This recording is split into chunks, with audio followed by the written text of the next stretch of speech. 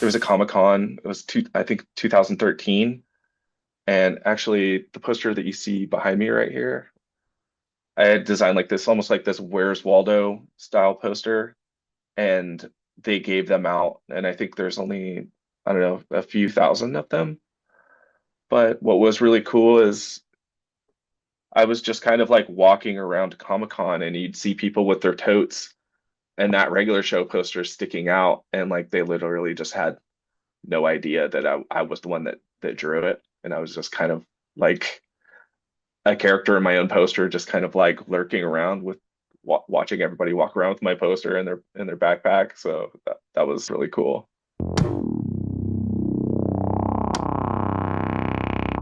Hello everyone and welcome back to the Regular Show Wiki's 15th anniversary interviews. Today's guest was Regular Show's primary character designer, contributing to almost every episode from the show's first to 7th seasons. He also worked briefly as a storyboard artist, boarding Slam Dunk and the Terror Tales of the Park story, Death Metal Crash Pit. Please welcome Ben Adams. Hello. So we'll start from the very beginning. What was it that made you want to work in animation? Oh man, that's a hard one to pin down because I feel like from such a young age I was kind of steeped in it. Um, as far back as like the early 90s, my dad would take me to like Spike and Mike's Sick and Twisted animation festivals. We had just like a plethora of animated TV shows, ranging from The Simpsons to Beavis and Butthead to Ren and Stimpy, that always piqued my interest. And then simultaneously, when I was like, say about 13 years old, I met a professional animator named Joe Pearson, and he had his own TV show called Captain Simeon and the Space Monkeys. And at the same time, he was directing music videos for Pearl Jam, and like he was doing backgrounds for Walt Disney, and like it just blew my mind. And he lived in Venice Beach and like went to the beach every day, and I was like, whatever I have to do to be like that guy, that's what I'm gonna do. So it was kind of just took off from there. So how did you get your start in the industry and get onto doing regular show? Yeah. So JG and I had actually met in college, and we shared a cube briefly for probably a little less than a semester. But I was a freshman and he was a senior, and something happened where he got kicked out of his cube. There was some kind of a clerical error, and he had to move into our cube with had like two other freshmen at the time, and we were all just kind of like just rambunctious. And at that time, we were doing these things called 48-hour film festivals where everyone would try to like make a film in 48 hours. And just so happened that year he made two in the AM PM, and it was awesome. So, and then as like, as time progressed, I kept a school, kept making films, and then he actually offered me an internship on The Marvelous Misadventures of Flapjack. I was a storyboard revisionist, and so just kind of like the natural evolution of that kind of like career path is you go for a storyboard position. So I actually tested as a storyboard artist for regular show, but there was something in my test that he thought that I could handle character designs, and I had never done character designs professionally, but I didn't have any other work lined up at the moment, so I was just like, yeah, I'll do it for sure. Just everything kind of snowballed from there, so it was really cool. And I've always had like, total reverence for JG. Like I always felt like I was like the younger kid looking up to the older kid, kind of like he's the coolest, and he is, so it wasn't hard. And just, have always had nothing but, just love and respect for the guy. So as a character designer, what exactly did that role entail or consist of? Yeah, so my first introduction into any episode is always just a list. And it's just a list of everything that needs to be designed in an episode. And it can range in between, anywhere from 35 designs to 120 designs. It all depends on like how intense an episode is. Um, and then shortly after, we get the storyboard and animatic, and I kind of come through and compile all the information provided in the storyboard. And then from there, I just every day it's a 1 week turnaround, 1 week per episode. So it's like it has to be really fast and really snappy. So from there, I'll take all the information that I can. Like I'll usually do like a turn of the characters. Sometimes it can be a full, 5 point turn or just like a 3/4 front, 3/4 rear. And most of the time there's special poses involved and little things here and there. So I'm just checking on my dog. He seems fine. So was the role collaborative in any way? Because I've seen some of the like model sheets that you've posted online that have said like approved by JG or approved by Paula. So there's a lot of back and forth. Like, I'm taking information from what's in the boards, and then I'm also trying to match JG's sensibilities and kind of distill that into the designs. And then from there, there's back and forth between me, him, and the art director of like, oh, I think we can tweak this, make this better, or make this dumber. So it all depends. Was there any design where you had to do some major changes because of like standards and practices or I mean, standards and practices is a thing in our industry where everything is kind of, you know, gone through and kind of nerfed. But yeah, I mean, there's been a fair amount. Like the one that comes to mind immediately is Meet Your Maker. I had to do all these like hot dogs with beanies and like coats and stuff, and a fair amount of them came back that I needed to change them because they look too phallic, which is just kind of funny because it's like hot dogs with beanies. It's just kind of like naturally happens, like unintentionally. So yeah, there was a lot of just different styles of beanies and hats that I had to try to like make that work. despite that, I think a few designs maybe still like passed under the radar and made it in. Yeah, they always do somehow. For the record, unintentionally not trying to like make them look too phallic, by the way. It was just like hot dogs wearing beanies and jackets.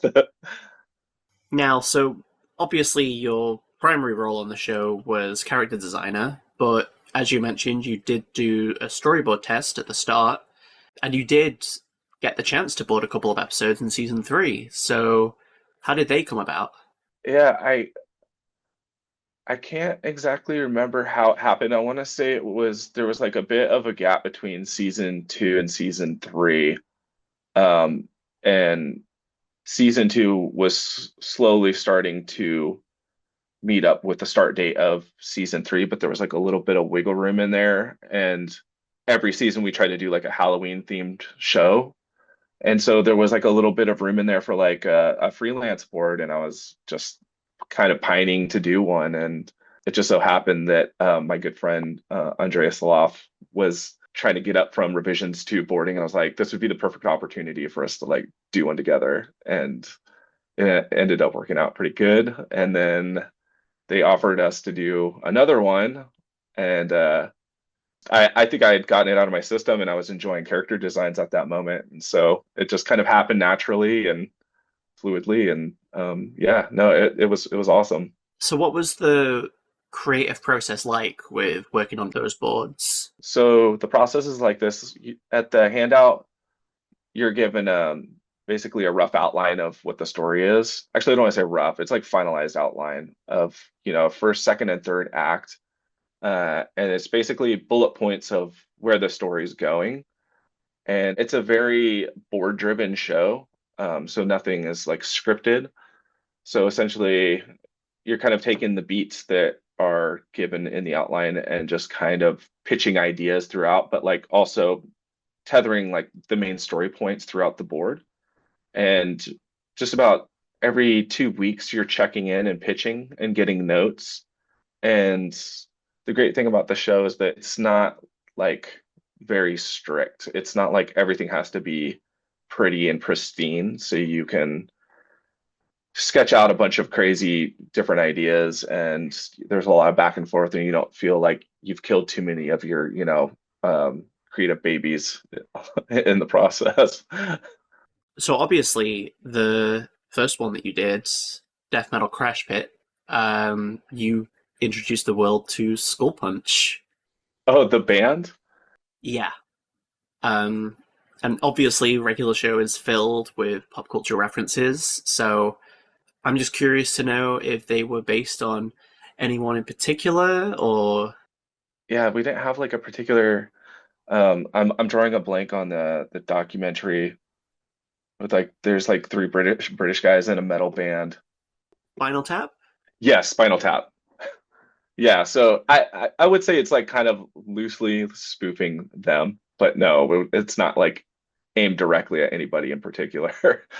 And speaking of characters that were introduced in your episodes, Slam Dunk debuted the God of Basketball.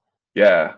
Um, that was awesome because I mean, really, we had no intention of it being anyone in particular. And when we found out that Carl Weathers was voicing the God of Basketball, we were really, really pumped.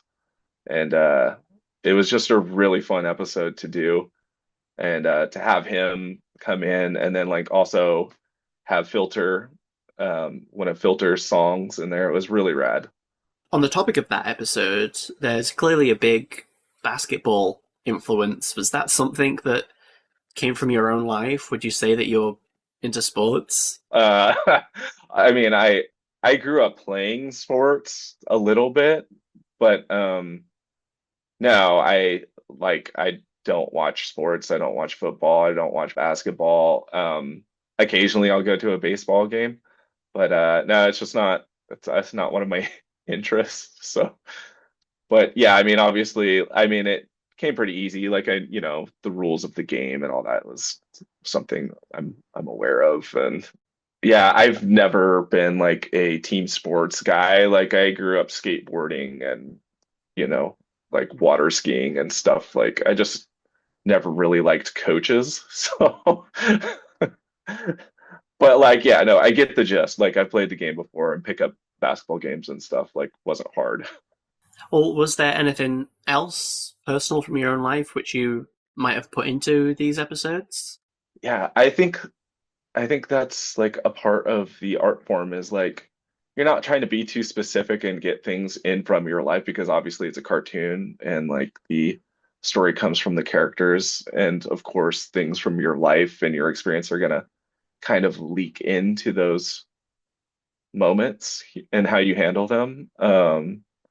That's all I can really say. I mean, otherwise, well, I mean, we're just trying to stick to the script and then like make the show that we think is going to be the best, really. Yeah. Back onto your work as a character designer, what would you say are some of the biggest challenges which you had to face and overcome in that role? I think just timing is the first one because you really have to just manage your time well, and there's never enough time to do things. And then, of course, I think maybe one of the more challenging aspects of the job is when let's say you have 50 designs, but then like five of them are crowd shots, and those could easily take up hours of your day doing. So it really is about just kind of staying behind the eight ball. I think for me, I always tried to do the hardest designs first. That way I was never stressing towards the end of the week.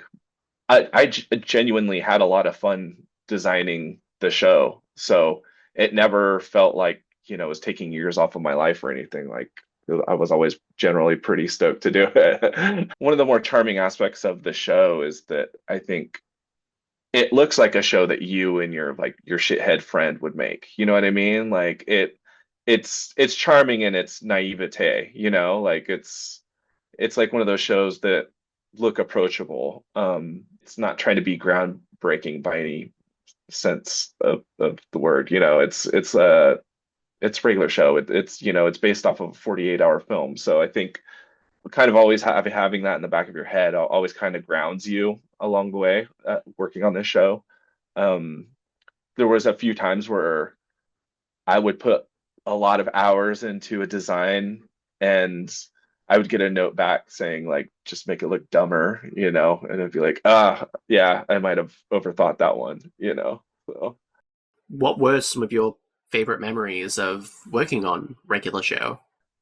yeah, there was a an episode called High Score with Garrett, this character named Garrett Bobby Ferguson, and there was we'll call him a professional gamer.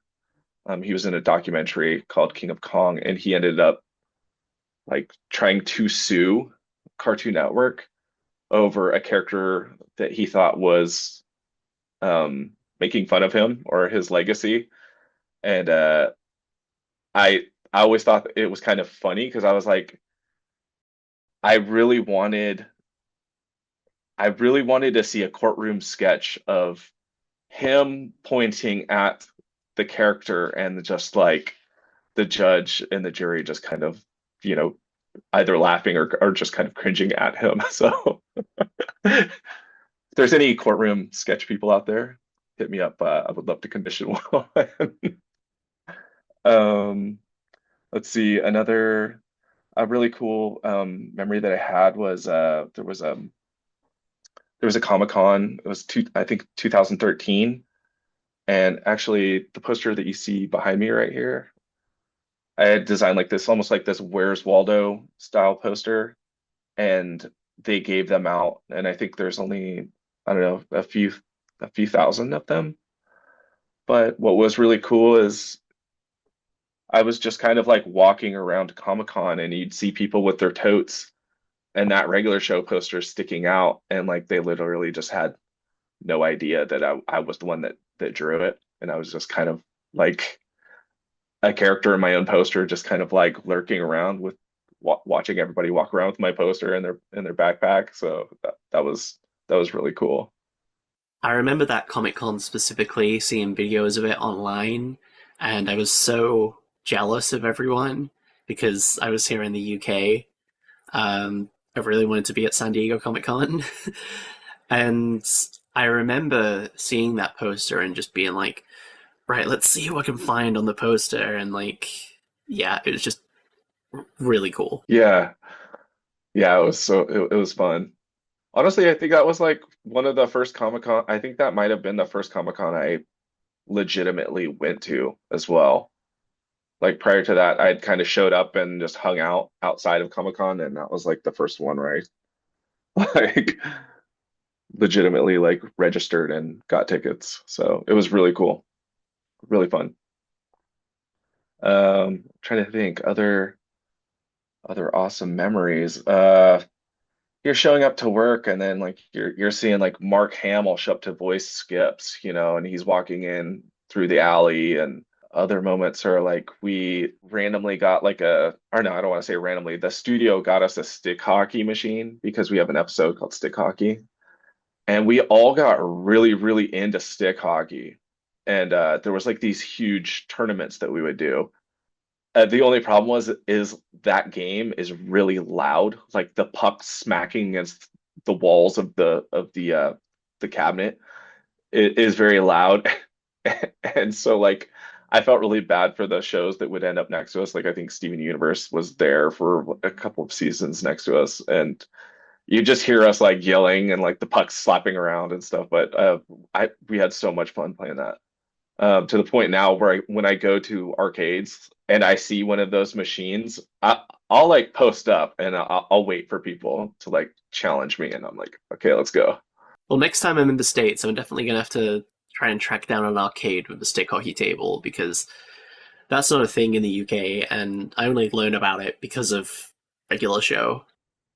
Oh man, it's super addicting. And if you ever do come over here, there's a lot of really cool barcades for adults that they have all the old like pinball machines and cabinet arcade machines. It's really fun.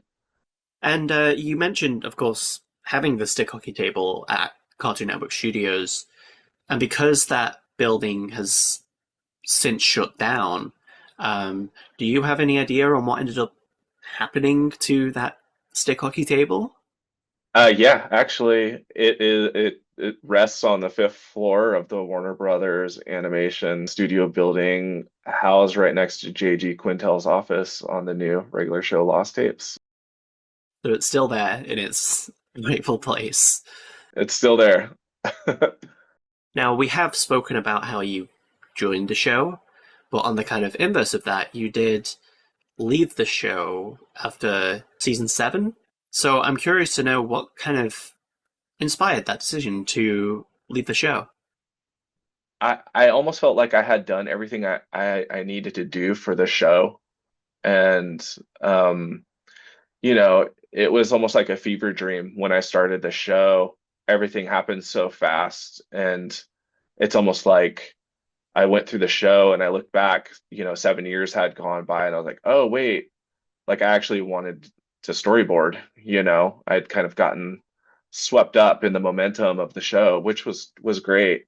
But I think, I didn't leave on bad terms. I think it was just I just artistically was needing a change, and I was really happy with what I was able to provide. And to this day I still feel like, regular show is like the kind of thing that, I think it should carry on, and it should always have some new blood and some new life put into it.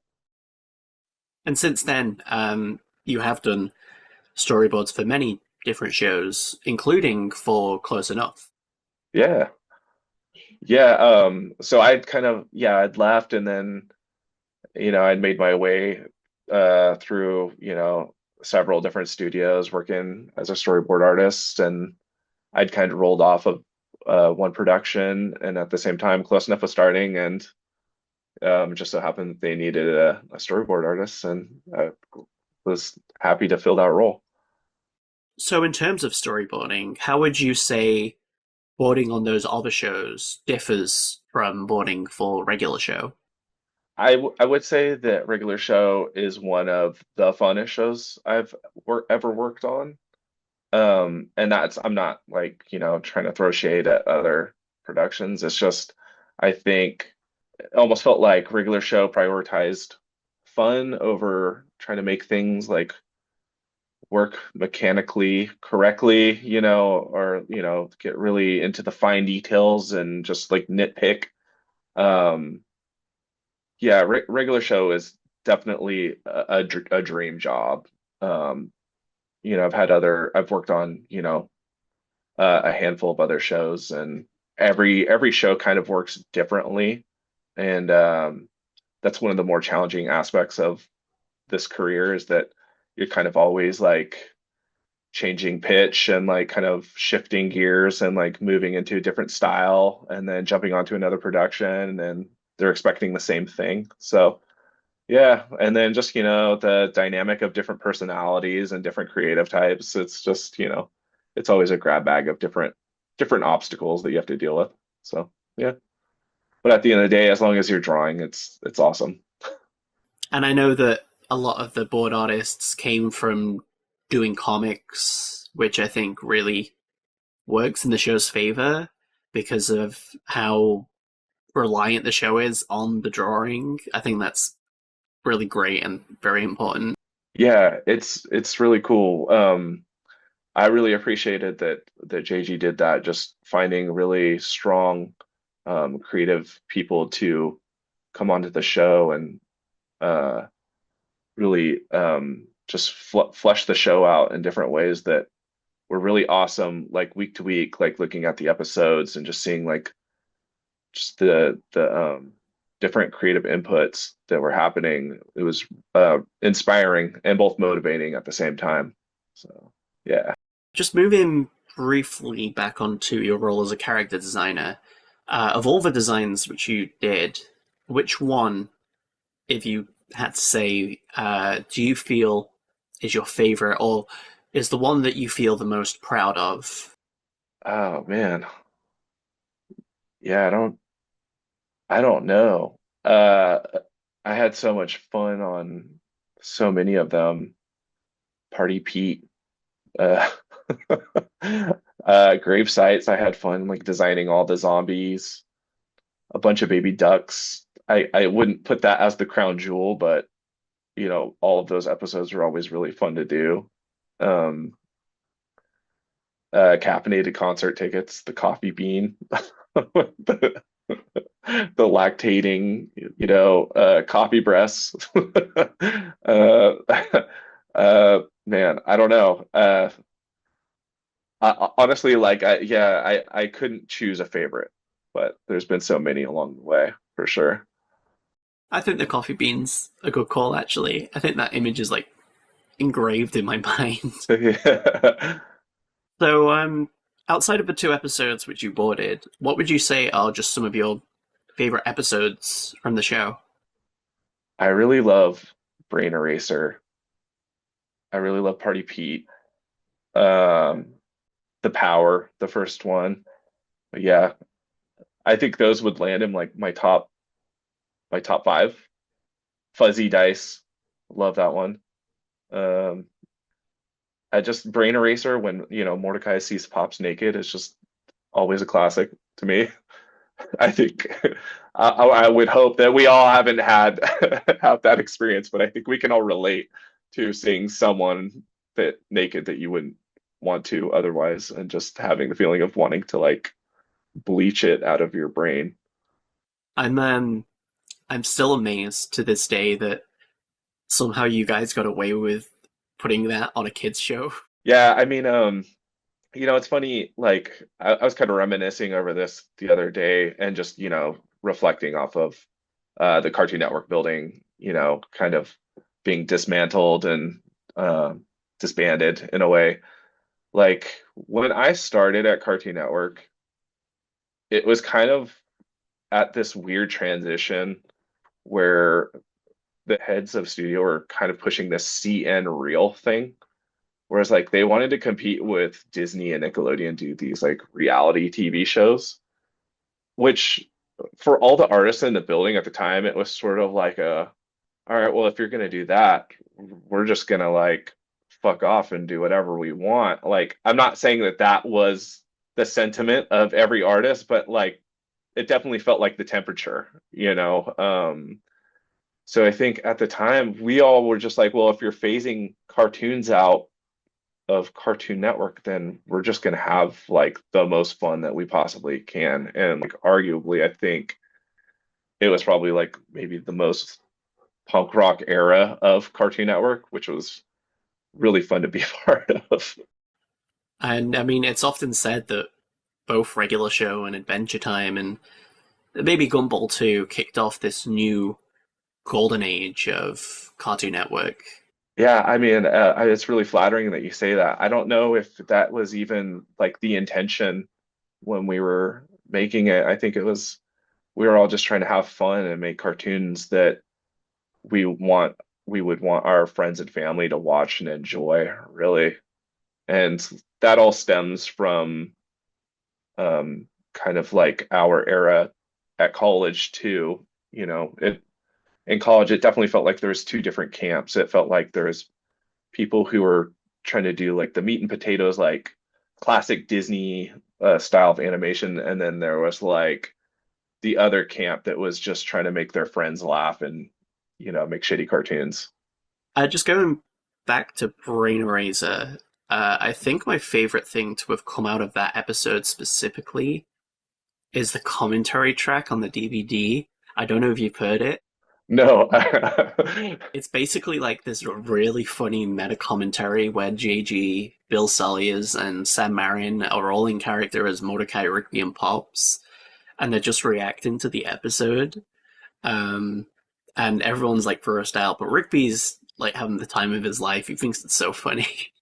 Oh, no! Look at your face, dude. I'd rather not. Let's not watch this.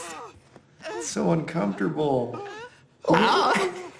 And you're like dancing with him. So good. I gotta check that out now. And this is why we need to keep DVDs around. I mean, is that something that exists digitally too, or? As far as I'm aware, no. It was only ever put on the season 2 DVD and Blu-ray, which is also part of the recent box set that they did. Oh, cool. Right on. I'll have to check it out. Yeah, I have a bunch of the old DVDs, and I keep my old DVD player around just for all the just exactly what you said, all the behind the scenes stuff that like we don't get anymore, you know. So, What would you say are some of your biggest inspirations from other pop culture to do the things that you do? oh man, yeah, that's so hard because I feel like there's been so many inspirational things along the way, pop culture wise. I mean, I think from an early age, just Beavis and Butthead, Mike Judge was like a huge inspiration. When I was a kid, we didn't have cable, but my cousin from the Bay Area would like burn all of the Beavis and Butthead episodes onto VHS tapes, and we just had like hours of Beavis and Butthead like on loop at the house at times.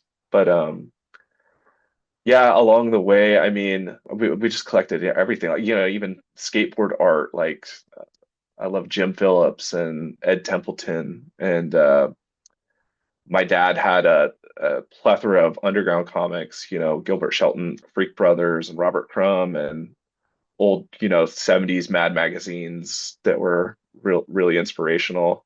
Um, all the Far Side comics, and just, I mean, like again, we just, I felt like I was just steeped in all of it, like all the old Simpsons episodes. Love those. I honestly, I couldn't pinpoint it to one thing. There was just so much that I feel like has kind of shaped and molded me and everything. So Do you have any advice for people that want to get into the animation industry? yeah, I'm really bad at giving advice, and I'm really just like a big part of me just feels like I got lucky, but you know, I was definitely aiming towards being in the industry.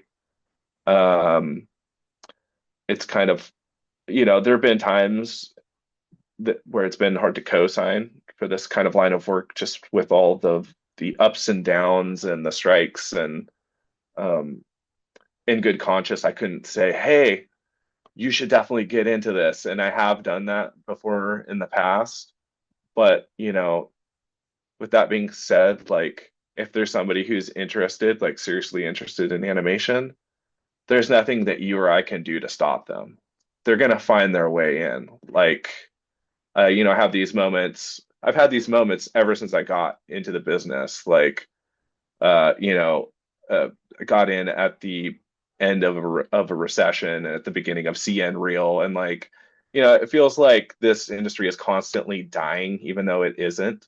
Um, but I think, you know, if somebody wants to get into animation, there's nothing you can do to stop them, you know. It kind of rings true with something I always see online where people get confused by like when Cartoon Network announced something, they're like, I thought Cartoon Network was dead. Because they think that because the building shut down, that the whole studio no longer exists. Um, but I think that, you know, it definitely does feel like things are in maybe a weird state of limbo where it's always up and down, especially with like all the AI crap that you see on social media. But I feel like there's always, no matter what, going to be that demand for real, authentic animation, if you get what I'm saying. Yeah, I think there's always like an audience for it. And you know, honestly, like when I was getting in and I was going to school, like I I went to school to become like a traditionally 2D pencil and paper hand drawn animator, and that's the way I was taught. But simultaneously, like that was being phased out, and like 3D animation was taking over. So ever since I kind of got into this field, like something has been dying. It's always dying and the landscape is changing. It's just about shifting vectors and like trying to figure out what the next thing is. And like that's just the way it's always going to be.